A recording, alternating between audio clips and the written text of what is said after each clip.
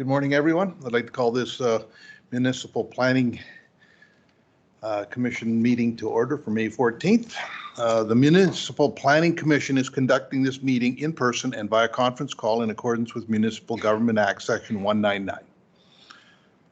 Council chambers is now open for public attendance in person. However, members may still join meetings remotely using our current teleconference process. As per Wheatland County Policy 7.13, members of the public are not permitted to speak unless the commission agrees to hear from them. If the commission agrees to allow the public to speak, the chair will call upon specific individuals at that time. Please note this call is being recorded and will be uploaded to our website and/or social media. For any individuals using the conference call line, we ask that you mute your phone to eliminate background noise. Everyone has a right to be present at Municipal Planning Commission meetings. Any attendees that are considered disruptive to the progression of this meeting may be removed at the discretion of the chair as per Municipal Government Act Section 198. We thank you for your cooperation and understanding. Member Link will not be attending. She is away on attending RMA matters. We have an agenda in front of us. Are there any additions or deletions?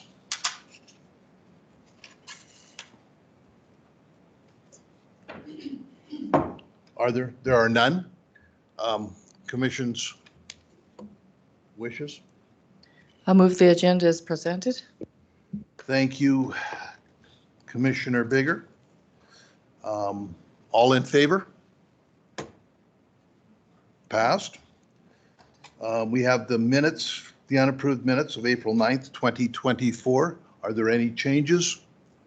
If not, yes, Commissioner Clausen. I'll move the minutes as presented for April 9th, 2024. Thank you very much. All in favor? That is passed. We'll start on development permit applications DP 2023-034. Good morning, everyone. I'm Suzanne Hayes, Development Officer with Wheatland County. I will be presenting 5 applications this morning. This application begins on page 9 of the agenda package. It is DP 2023-034.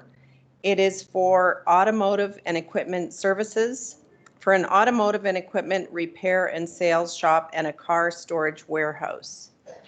On page 17, we have the location plan, and it is located within the Origin Business Park, immediately southwest of the intersection of Durham Drive and Spelt Street. We circulated to surrounding landowners within a mile, and we did not receive any responses. The circulation map is on page 17 as well. Adjacent landowners, no responses. Agencies, we did get a response from Alberta Transportation, who said a roadside development permit was required and it has been issued. Rocky View County had no comments. Internally, our manager of operations had some comments regarding the approaches and saying that they can use the approach off Durham Drive. They can apply for a new approach off Spelt Street. And 2 approaches that were approved without permits have to be removed from Spelt Street. And these have been added as conditions to this permit if it's approved. Economic Development said it's a good fit with our economic development goals. Fire Services said a fire inspection will be required for the buildings. And the Community Services Coordinator reviewed the landscape plan and said that it was appropriate. Pages 18 through 20, we have the site plan and some aerial photos. The proposal aligns with the MDP and the West Highway 1 area structure plan, providing economic diversification and job creation. The use is within an established industrial subdivision and conforms to the industrial general district and definition of automotive and equipment services. It meets the required setbacks and parking requirements of the land use bylaw and aligns with the definitions for automotive and equipment services. Pages 21 and 22 We have some illustrations of the proposed buildings. The campus will have 2 buildings. The northernmost building will be 15,000 square feet and will accommodate automotive and equipment sales and related car repair services. The repair shop will not be a service station for the general public, but will provide support to enthusiasts for a specific type of automobile. The southernmost building will be 13,750 square feet. It will be a storage warehouse where automobiles will be stored and rotated periodically into the showroom dealership. It is anticipated that the business traffic will be approximately 20 customers and 4 to 5 deliveries daily and will employ 8 people. A conceptual traffic impact assessment along with the stormwater management plan, grading plan, and erosion and sediment control plan were reviewed and accepted by McElhaney and county staff. In 2022, the applicant had been approved for a subdivision of the 18-acre lot. When I began this report, it hadn't been registered yet, but it has since. So this furthest east lot, 5 acres, is now the parcel where this will be located. This new property line doesn't affect this application as it was taken into consideration when the project was developed and the site plan was created. Pages 10 through 12 have staff's recommendation, and staff are recommending that MPC approve this development permit for automotive and equipment services subject to the conditions as noted, which include the 15,000 square foot building, the 13,000 square foot building, and condition number 8 regarding construction noise and hours of construction. Condition regarding building, prior to building permit issuance, the applicant is to submit a security to ensure that the landscaping is provided for and maintained for 1 year. Condition 12, prior to building permit issuance, conditions related to those road approaches. Number 13, regarding the off-site levies being paid prior to building permit issuance. And number 14, prior to occupancy, that the fire inspection has been completed. MPC's standard 3 response options are on page 15. And that concludes my presentation. Please let me know if you have questions. Thank you, Suzanne. MPC's wishes.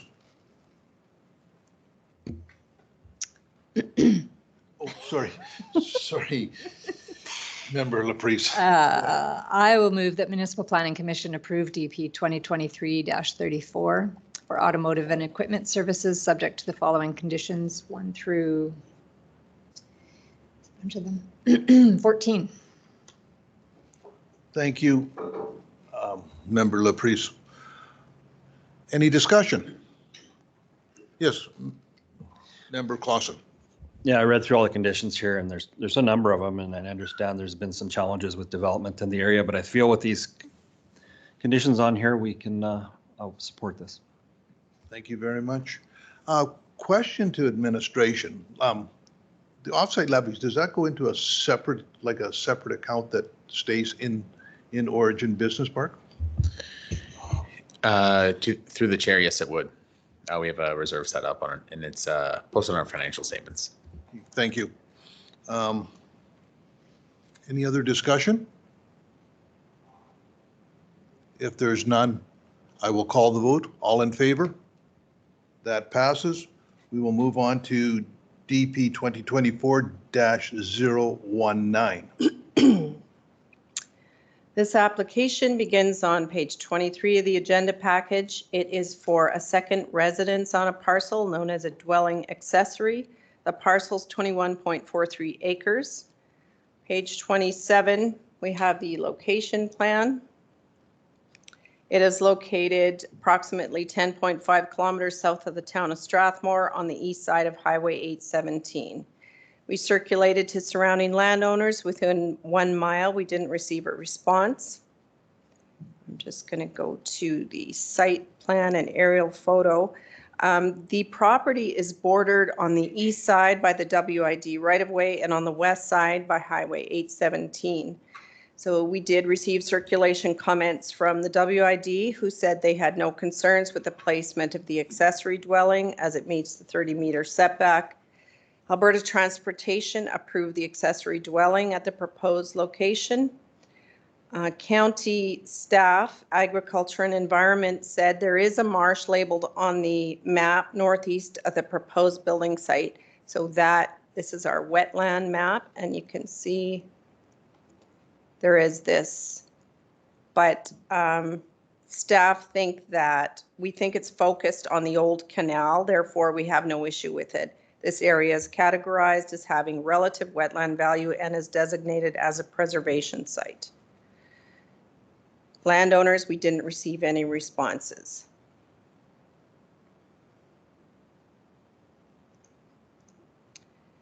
The proposal aligns with the MDP as it provides additional housing options and meets the provision of the LUB, including setbacks and specific definitions and requirements for accessory dwellings.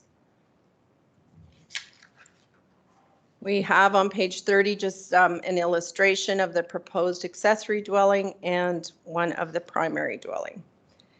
The application is to allow a 1,640 square foot second residence with an attached garage to be constructed on the parcel. The existing 2,770 square foot dwelling will be considered the primary dwelling. The proposed dwelling meets all setbacks and requirements of the land use bylaw. No variances have been requested. The accessory dwelling will share the water well with the primary residence, and a new septic system will be installed. They will share the existing access off of Highway 817. And the staff's recommendation is on page 23, which is that the application be approved for a dwelling accessory and a deck, subject to the conditions as noted. And MPC's standard 3 options are on page 25. That concludes my presentation. Thank you. Thank you, Suzanne. MPC's wishes? Yes, Member Bigger. I'll move that Municipal Planning Commission approve DP 2024-019 for a dwelling accessory and deck subject to the following conditions from 1 to 6. Thank you. Discussion?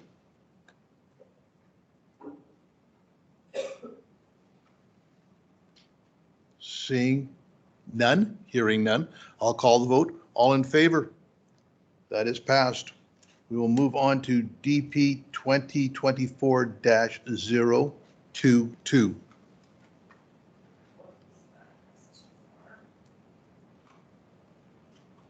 This application is for 2 variances for existing dwelling. The location map is on page 35. It is within the hamlet of Nameka. On the north side of Nameka Drive, approximately 160 meters east of the intersection of First Ave and Nameka Drive. On the same page, we have the circulation map. We circulated to adjacent landowners +1. We didn't receive any responses. The WID had no concerns. The internal circulation, there were no concerns. Pages 36 to 38, we can see the site plan and aerial photos. So this is from the real property report, which was submitted for compliance review and which identified 2 areas where the dwelling didn't meet the setbacks. So to the side yard, it's showing 1.06 meters and it should be 1.22. And to the front yard, it is showing 5.86 meters and it should be 6.10. Due to the angled shape of the parcels along the front property line, the neighboring parcel to the west does not have any structures immediately adjacent to the shared property line. We have some photos on pages 39 and 40 of the dwelling in relation to the property lines. In the Hamlet Residential District, a dwelling single detached is a permitted use provided it meets the setbacks. The placement of the dwelling does not meet the prescribed setbacks, so this variance has been requested. The LUB grants the development authority the option to approve a development permit even though it doesn't meet the required setbacks, provided that it doesn't unduly interfere with the amenities of the neighborhood or materially interfere with or affect the use, enjoyment, or value of neighboring parcels, or it conforms with a similar use prescribed for that land use, that land or building.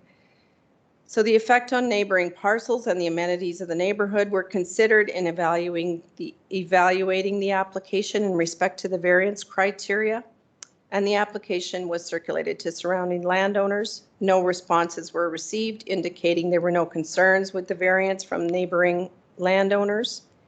And the internal peer circulation did not identify any concerns from the Fire Services Department or from the Public Works Department regarding the setback relaxations. Staff's recommendation is found on page 32. We are recommending approval of the 2 variances subject to the conditions as noted, and the standard 3 response options are on page 33. I'm available for questions. Thank you. Thank you, Suzanne. MPC's wishes. Yes, Member Clausen. I'd like to make a motion that Municipal Planning Commission approve DP 2024-022 for the 2 variance requests for the existing dwelling, subject to the conditions 1 through 3 on page 32 of the package. Thank you. Any discussion? Seeing and hearing none, I'll call the vote. All in favor? That is passed. We will move on to DP 2024-023. This application is, this application is also for 2 variance requests. It is within the community of Speargrass. Location plan is on page 45. It is located approximately 70 meters south of the intersection of Speargrass Boulevard and Speargrass Crescent. The circulation map is on the same page. We circulated to adjacent landowners +1 with no responses.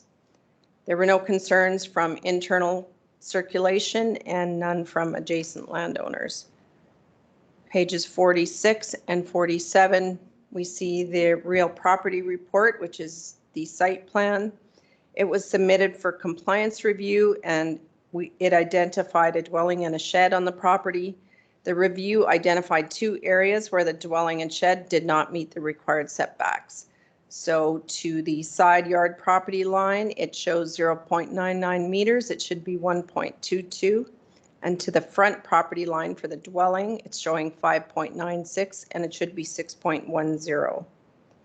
The neighboring parcel to the north also features a shed, but a row of mature trees is located along the fence line, providing separation between the 2 sheds. Fire Services had no concerns with the variance application. So we have some photos in relation to the property line. It's zoned Speargrass low density residential, and the dwelling and shed are permitted uses provided they meet the setbacks. Since they do not, this variance was requested. Again, the development authority has the authority to grant a variance under those criteria that I outlined previously. So we did consider the effect on neighboring parcels and the neighborhood, and because no responses were received from adjacent landowners and the internal peer circulation didn't identify any concerns from Fire Services or the Transportation Department, staff has made the recommendation based on those factors. And we are recommending that MPC approve the variance request. Our recommendation and the conditions are found on page 42. Subject to the conditions as noted, and the standard 3 response options are found on page 43. Thank you. Please let me know if you have questions. Thank you, Suzanne. MPC's wishes. Yes, Member Bigger. I'll move that Municipal Planning Commission approve DP 2024-023 for 2 variance requests for an existing dwelling and a shed subject to the following conditions from 1 to 3. Thank you very much. Any discussion? Seeing none, I'll call the vote. All in favor? That is passed. We'll move on to DP 2024-311. The final development permit application for today begins on page 49. It is for a dwelling accessory, a second residence on a 39.20 acre parcel. Page 53 shows the location plan. It is approximately 10.4 kilometers northwest of Carsland, 2.4 kilometers west of Highway 24 on the south side of Township Road 224.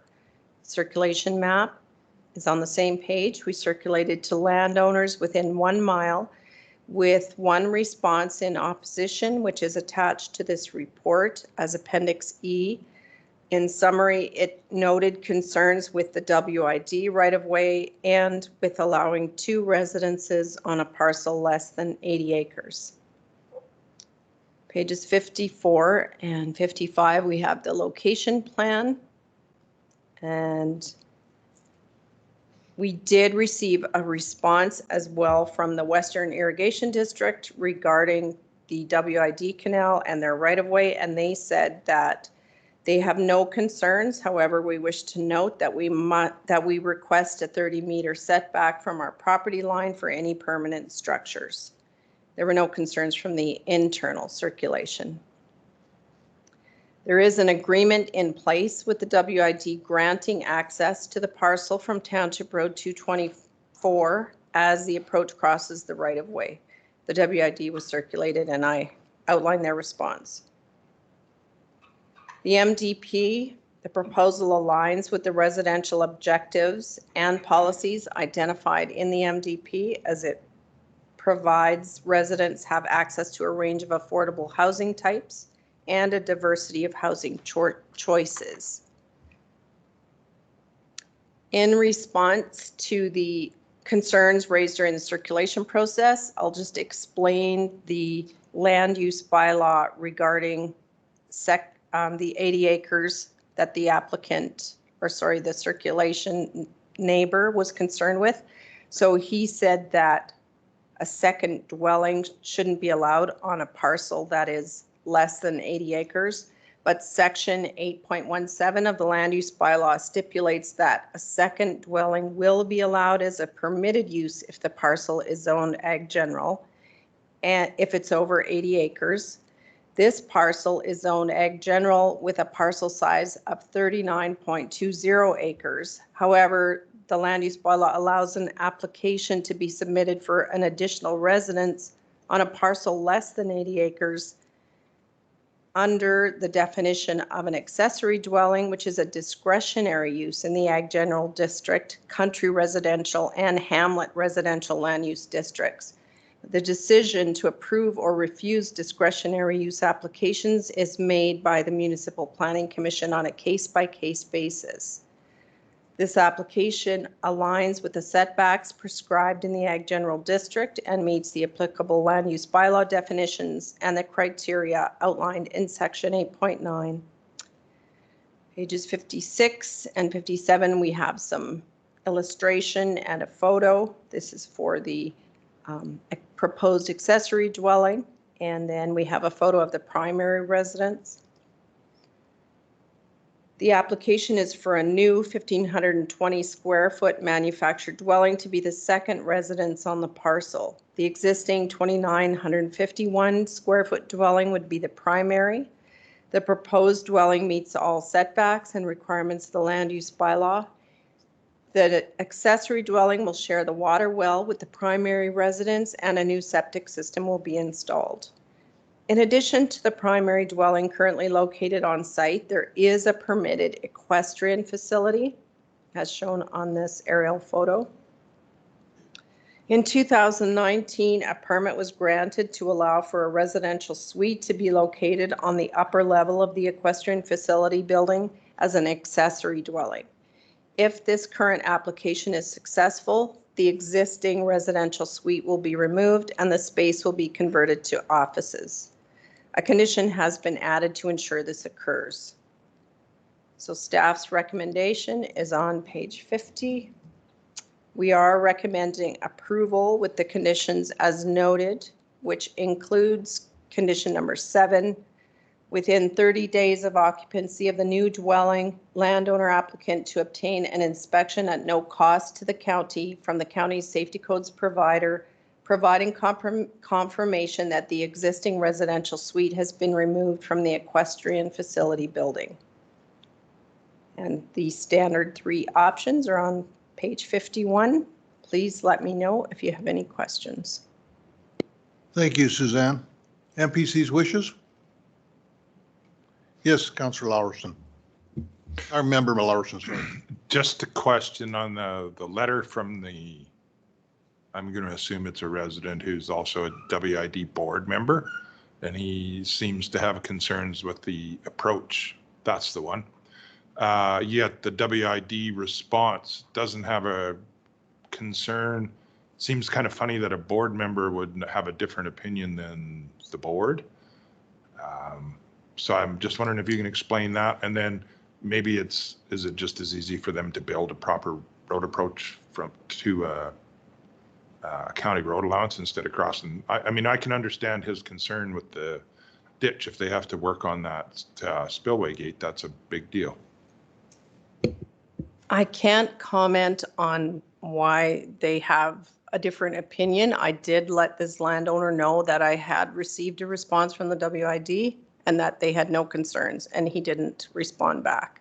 So I guess that's between the two of them. I can't comment on that. So the landowner with the concern knows the WID doesn't, okay, good enough. Yeah. And then regarding the approach, I don't think there is an option to build an approach here because this is the WID right of way that goes right across here. And then if they were to go here, they'd have to cross a water body. Actually, that's another parcel. So there is no option for them to build a new approach.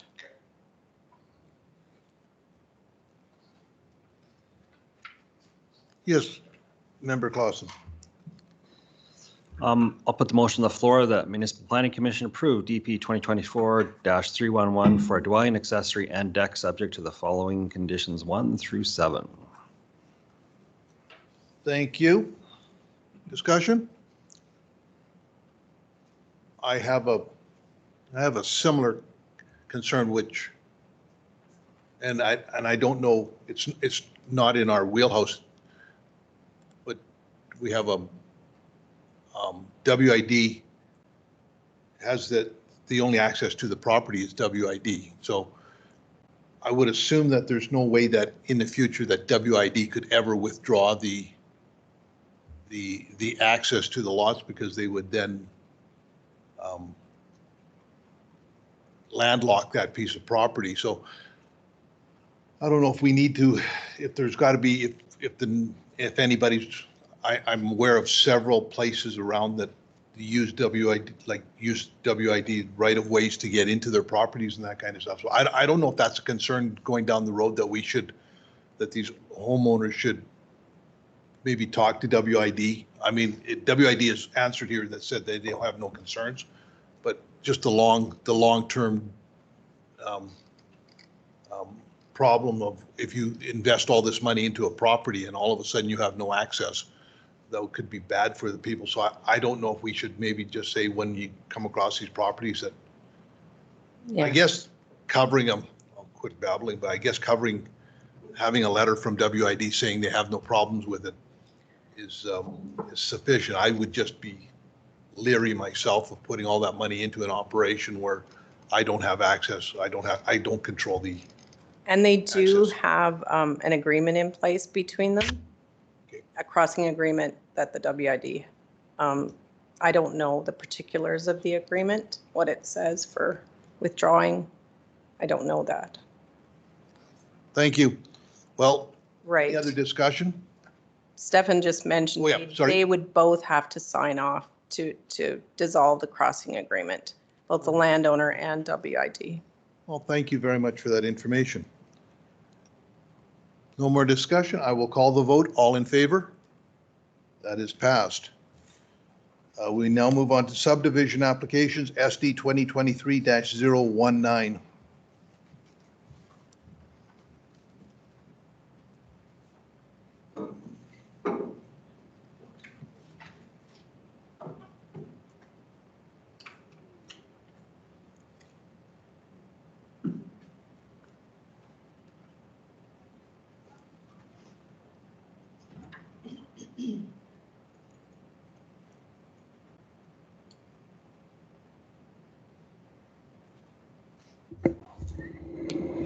Good morning, MPC. Taylor Felt with the county's Planning and Development Services team, here to present subdivision application SD 2023-019. Referring to page 66 of your agenda package, you can locate the subject lands 5.5 kilometers northwest of the hamlet of Carsland and 1.25 kilometers south of Township Road 224 on the east side of Range Road 264.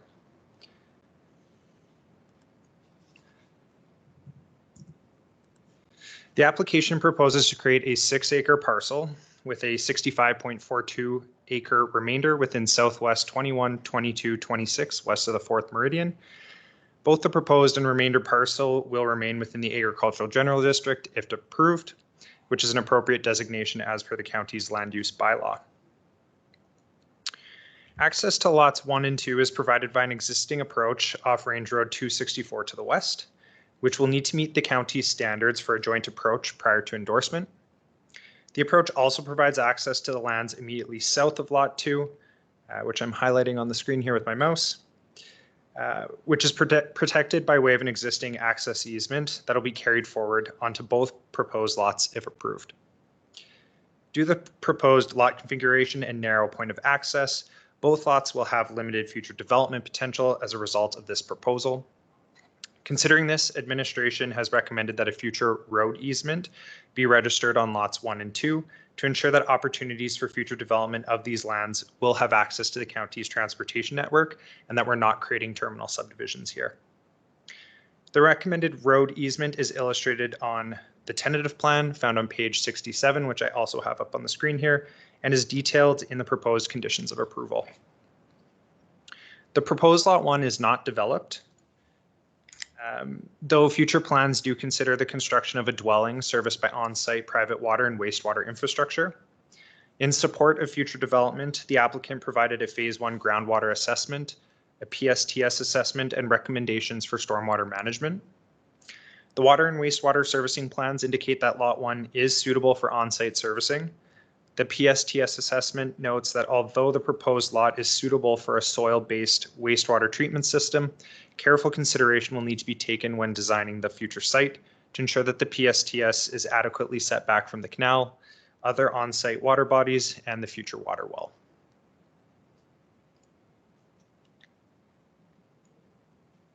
The county's third-party engineers reviewed the stormwater recommendations that were submitted by the applicant and have required a site-specific stormwater implementation plan and servicing and grading concept at the time residential development is proposed on the lot.